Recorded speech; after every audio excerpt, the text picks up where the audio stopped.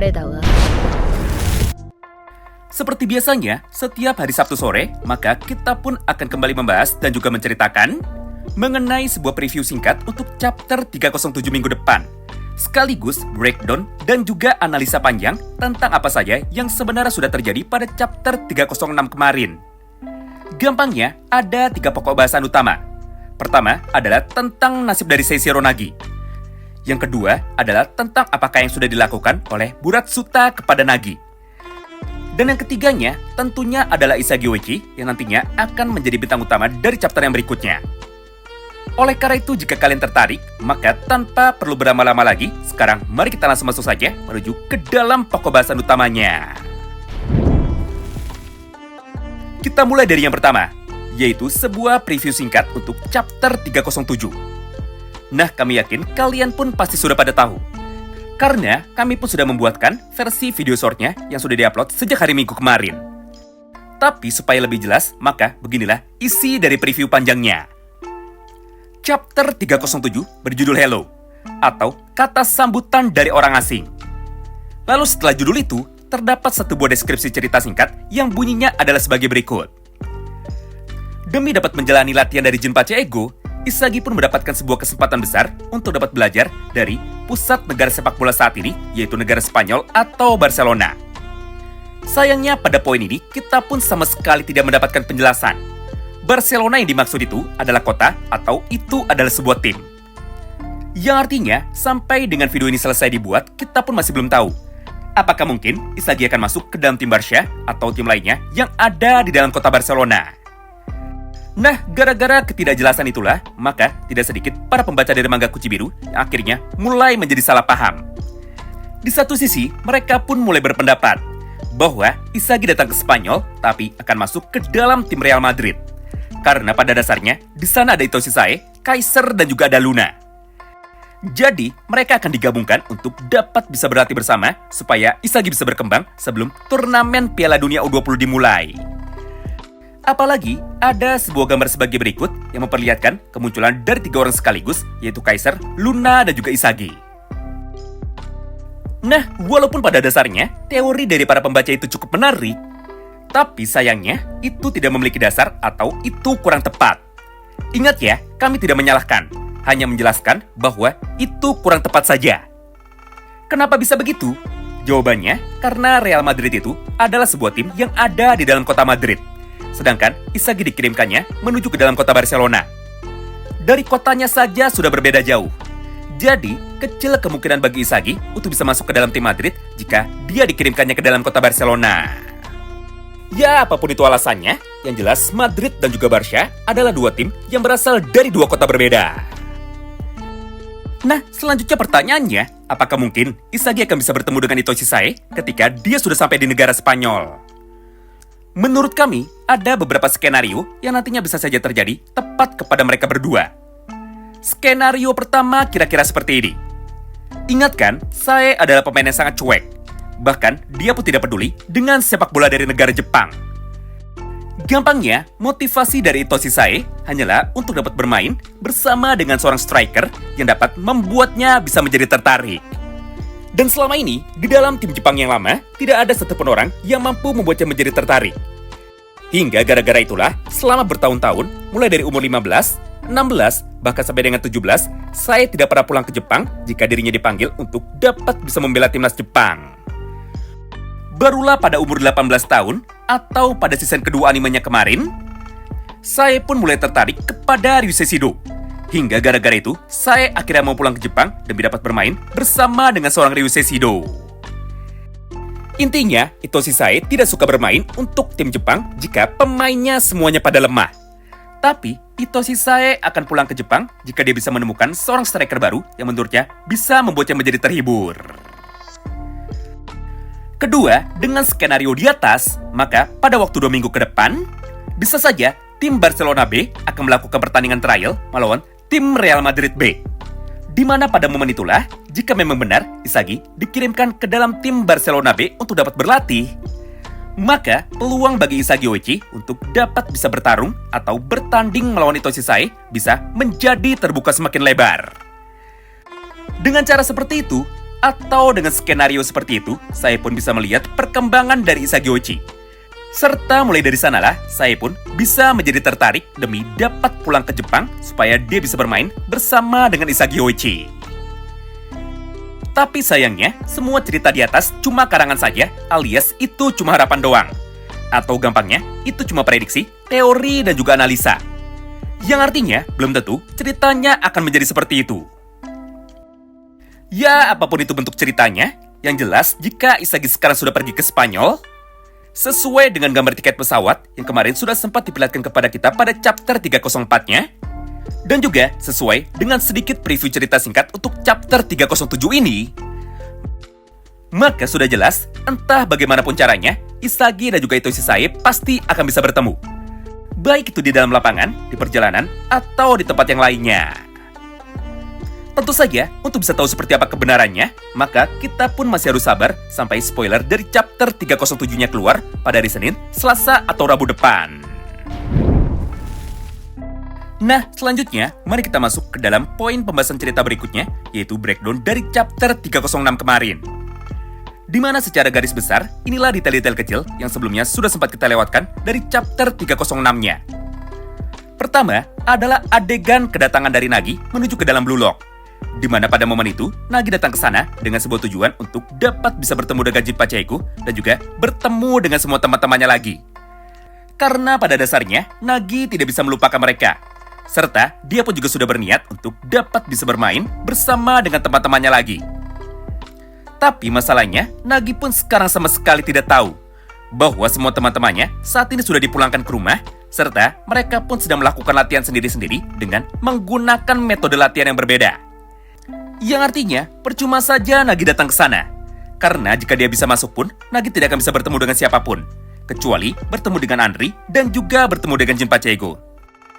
Harusnya kalau Nagi pintar, dia tidak akan pergi ke Blue Lock, tapi dia akan pergi menuju ke tempat dari Mikage Reo saja. Kemudian detail-detail kecil yang keduanya, ini pun juga sedikit menjelaskan. Masih ingat kan potongan gambar ini? Atau sebuah potongan gambar ketika Nagi memutuskan untuk dapat datang menuju ke dalam Akademi Sepak Bola Blue Lock lagi. Gampangnya, Nagi pertama kali datang saat itu langitnya masih terang. Lalu, saat dia kembali lagi, sudah berubah menjadi gelap.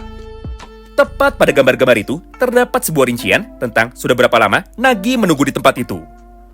Di mana jika kami jabarkan, maka penjelasannya adalah seperti ini. Gambar pertama ketika Nagi melakukan perjalanan, langitnya masih terang. Lalu, ketika Nagi sudah sampai, langitnya berubah menjadi gelap. Terus ketika Nagi pulang lagi, untuk dapat mengambil tenda, langitnya saat itu masih gelap. Lalu, di saat Nagi sudah sampai lagi, maka langitnya pun juga sudah berubah, kini kembali berubah menjadi terang. Yang artinya, jarak dari rumah Nagi menuju ke tempat dari Blue Lock ternyata cukup jauh sekali. Di mana untuk bisa bolak-balik ke tempat dari Blue Lock, Nagi memerlukan waktu sekitar 6 sampai dengan 8 jam. Karena di dalam praktiknya, di saat Nagi sudah pulang, maka dia pun baru bisa kembali lagi ketika matahari saat itu sudah terbit. Lalu gambar yang berikutnya, di saat langit sudah mulai terang, Nagi pun kini mulai membuka tenda, siap-siap dan juga main bola. Kemudian, ketika langit sudah gelap lagi, Nagi pun langsung diperlihatkan sedang tidur. Besoknya pun begitu lagi, kejadiannya kembali diulang. Di mana ketika langit terang, Nagi manjat pohon dan juga main bola. Lalu ketika langitnya sudah mulai gelap, barulah Nagi mulai mencoba untuk dapat bisa membuka handphonenya demi bisa menghubungi semua teman-temannya. Nah, sampai di momen ini, itu adalah hari terakhir dari Nagi berkemah. Jadi jika kita simpulkan semuanya, Nagi pun saat ini sudah berkemah tepat di depan pintu gerbang dari Blue Lock selama kurang lebih 3 sampai dengan 4 hari. Atau jika dibulatkan, lebih tepatnya adalah 3 hari 3 malam.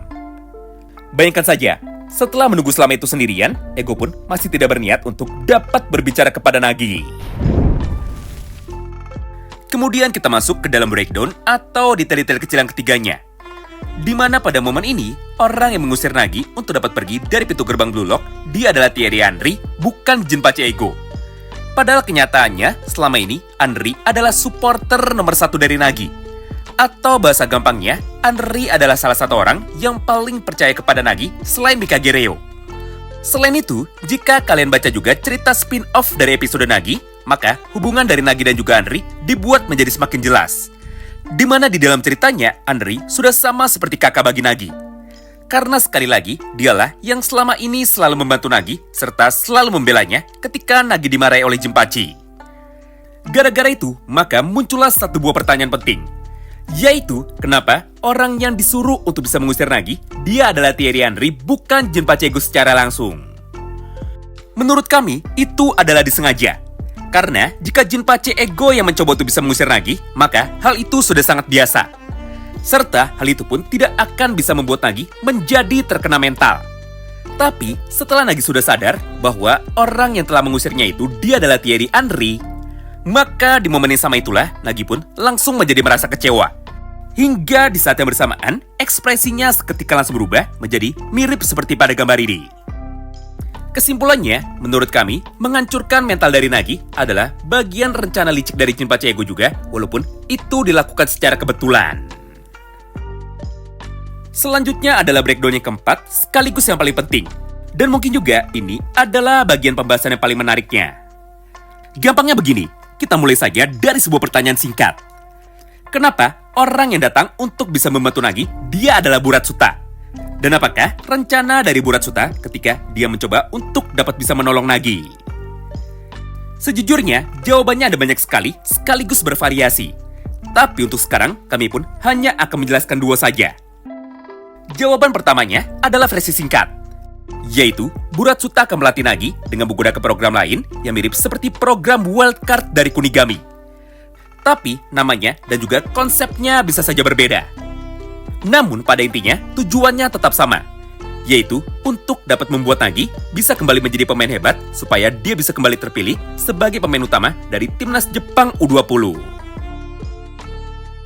Lalu jawaban yang keduanya adalah jawaban versi panjang dari channel ini. Intinya begini, Buratsuta datang ke tempat ini ketika Nagi sudah hancur dengan dua alasan. Yang pertama, murni untuk bisa membantu Nagi. Dan alasan yang keduanya yaitu untuk dapat bisa membalaskan dendamnya kepada Jinpachi Ego. Jadi gara-gara alasan tersebut, muncullah kemungkinan kedua selain kemungkinan pertama yang ada di atas. Yaitu, bisa saja Nagi akan dilatih oleh Buratsuta. Lalu, Nagi akan dijual oleh Buratsuta menuju ke dalam negara lain yang mau menerimanya sekaligus membutuhkan kekuatan dari Nagi.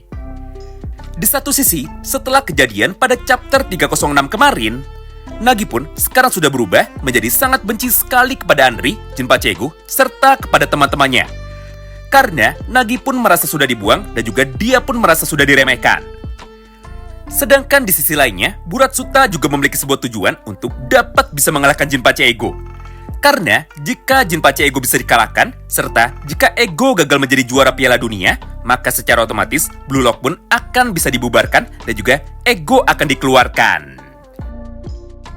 Jadi dengan tujuan pribadinya itu, dan juga dengan alasan untuk bisa membantu Nagi, maka Buratsuta pun bisa memanfaatkan semua keadaan ini untuk dapat menjadi keuntungan bagi dirinya. Ditambah, jika Buratsuta bisa menjual Nagi dan juga bisa menjadi agen Nagi yang mengatur semua keuangan dari Nagi, maka secara otomatis tujuan paling dasar dari Buratsuta yaitu untuk dapat mendapatkan uang sebanyak mungkin pasti akan bisa tercapai. Tidak hanya kedua hal di atas, bahkan jika kalian perhatikan baik-baik gambar cover depan dari manga Fishiko Chibiru yang baru, ternyata gambarnya adalah Buratsuta, bukan pemain dari tim Jepang. Yang artinya, jika ada karakter yang dijadikan sebagai cover depan, maka sudah jelas dia adalah orang yang penting tepat di dalam ceritanya. Nah, pada gambar itu, nampak kemunculan dari Buratsuta yang datang dengan menggunakan kalung dari koin emas. Hal itu pun sebenarnya sudah cukup melambangkan bahwa ketika para pemain dari Blue Lock terikat oleh egonya masing-masing, maka Buratsuta terikat dengan uang. Atau gampangnya, prioritas dari Buratsuta itu adalah uang, dan juga uang. Kemudian jika kita zoom kalung uang logam emas dari Buratsuta, maka kita pun juga bisa melihat wajah dari Nagi yang digambarkan dengan koin emoji seperti itu. Nah, koin itu adalah wajah dari Nagi. Jadi gara-gara itu, fans pun kembali berteori bahwa tujuan dari Buratsuta datang dan juga membantu Nagi adalah untuk dapat bisa menjadikan Nagi sebagai sumber pendapatan utamanya. Atau Nagi akan dijadikan tambang emas bagi Buratsuta. Kesimpulannya, Buratsuta akan terus berusaha untuk dapat mengembalikan sekaligus meningkatkan kekuatan dari Nagi. Dengan jalan cerita seperti itu, tidak heran jika untuk saat ini Nagi akan dibuat kembali lagi menuju ke dalam cerita utamanya. Entah itu sebagai villain alias musuh utama dari Sageoji, ataupun dibuat kembali menjadi teman mereka. Ya, walaupun menurut kami pribadi, Nagi akan dibuat menjadi villain sesuai dengan tema pembahasan kita di atas. Oh iya, pada bagian yang terakhir ini, kalian pun bisa lihat sendiri ekspresi asli dari Seishiro Nagi dan juga tangan dari Nagi yang rusak. Yang artinya, sudah jelas, mental dari Nagi sekarang sudah dibuat menjadi rusak. Jadi, kalau tiba-tiba saja, nanti Nagi akan dibuat menjadi anak baik lagi. Maka menurut kami, itu malah akan membuat ceritanya menjadi rusak. Nah, bagaimana menurut kalian cuy? Yo, halo guys. Sebenarnya videonya udah selesai ya. Ini cuma sedikit pembahasan tambahan aja. Karena kebetulan ada beberapa komen lucu yang muncul di dalam video kemarin. Video spoiler dari chapter 306 306 tentang cerita Nagi. Jadi ada salah satu komen yang bilang kayak gini nih. Pokoknya di dalam komentar ini nih, kita lagi ngomongin Nanase sebenarnya. Gak ngomongin yang lain, jadi ngomongin Nanase, kenapa dia lebih baik, kebalik, kenapa si Nagi lebih baik daripada Nanase. Nah, di situ kita bilang kan, sebenarnya kalau dalam segi skill atau kemampuan, ya jelas lah Nagi jauh di atas mereka. Itu semua orang pun tutup mata juga tahu. Kalau kalian nonton animenya atau baca manganya, atau spin-off-nya, atau novelnya, Nagi tuh emang di atas rata-rata kemampuannya. Cuman dia minusnya itu malas terus hobinya main game, tiduran. Kalau ke sekolah pun kan kemarin udah dikasih lihat, kalau di sekolah dia cuma datang, tidur, main game, yang lain belajar pun dia cuma tidur, akhirnya pulang lagi. Bahkan diajak teman-temannya main bola pun dia juga nggak mau. Jadi gara-gara semua kekurangannya itu, Nagi sekarang udah nggak punya semangat hidup, nggak punya semangat main bola, dan akhirnya kemampuannya mentok, nggak bisa naik lagi kalau kata Jin Pachego begitu. Intinya si Nagi itu gagal bukan karena dia lemah, bukan karena dia culun, bukan karena dia bodoh, bukan karena dia main bolanya jelek. Sebenarnya bagus, cuman emang skillnya mentok gara-gara dia cepet puas, udah gitu aja. Jadi wajar banget ya kalau ada beberapa orang yang sampai saat ini masih menganggap bahwa harusnya itu si Nagi lebih baik masuk daripada Nijiro Nanase. Kan jatahnya 23. Nanase itu dapatnya 23 juta, si Nagi itu dapatnya 24 juta, cuman beda sejuta doang. Sorry guys, ganti background-nya ya. Tadi gambar jemuran di belakang, akhirnya geser aja ke sini. Jadi biar nggak lihat jemuran. Kita lanjut lagi ya. Jadi tadi tuh kita lagi ngomongin Nagi. Si Nagi, pokoknya intinya kita ngomongin Nagi harusnya lebih baik dalam hal skill daripada Nanase. Tapi kenapa si Nanase yang kepilih? Sebenarnya cuma komentar gitu doang, kita cuma bercanda doang, ya biasalah beda pendapat. Cuman tiba-tiba ada satu orang guru besar nih, si paling ngerti Blue Lock, tiba-tiba komentar, pokoknya dia menyalahkan kita. Dia bilang, komentar lu sama pembuat video itu sama-sama nggak jelas atau absurd atau apalah gitu ya. Pokoknya intinya nggak setuju. Sebenarnya perbedaan itu nggak masalah ya, beda opini atau apa. Bahkan kalau kalian bilang, ada yang bilang, si Botak Higaguri lebih hebat daripada Isagi pun nggak masalah, namanya beda opini ya. Cuman yang jadi masalah itu kalau sudah menyalahkan, apalagi sampai mengajari, sampai kayak gini nih contohnya nih. Karakter sampingan yang nggak sadar dia cuma karakter sampingan itu memang besar kepala. Pokoknya intinya Nagi lemah atau Nagi tidak pantas untuk dimasukkan di dalam cerita Blue Lock lagi. Nah, sampai di situ sebenarnya nggak masalah ya, namanya beda pendapat, wajar-wajar aja. Tapi yang jadi masalah itu satu poin ini nih, yang dia bilang Nagi itu cuma karakter sampingan. Wah, ini salah besar nih. Kalau emang kalian ngikutin Blue Lock, Nagi itu sudah dikonfirmasi sebagai MC kedua, deuteragonis atau karakter utama kedua. Jadi ada namanya MC itu nggak cuma satu, ada protagonis, ada deuteragonis, sama-sama karakter utama tapi beda peran. Nah, segitu aja ya pembahasan tambahannya. Mungkin ada yang anggap ini cuma yeping doang, emang bener, emang yeping doang, cuman pengen ngobrol aja ya. Karena kadang-kadang kalau pakai skrip, ini nggak pakai skrip sama sekali tuh. Nggak ada skrip, nggak ada kertas, nggak ada apa tuh, nggak ada kertas. Kalau pakai skrip itu, kalau kita ngomongnya asal, nanti ceritanya jadi loncat-loncat. Nah, beda kalau kayak gini kan lebih nyantai ya, kayak ngobrol biasa sama penonton. Kalau ada yang mau ditanyain, ada yang bingung, komen aja ya di kolom komentar.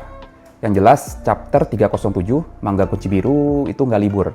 Jadi, diuploadnya antara Senin, Selasa, atau Rabu, tergantung spoiler kapan.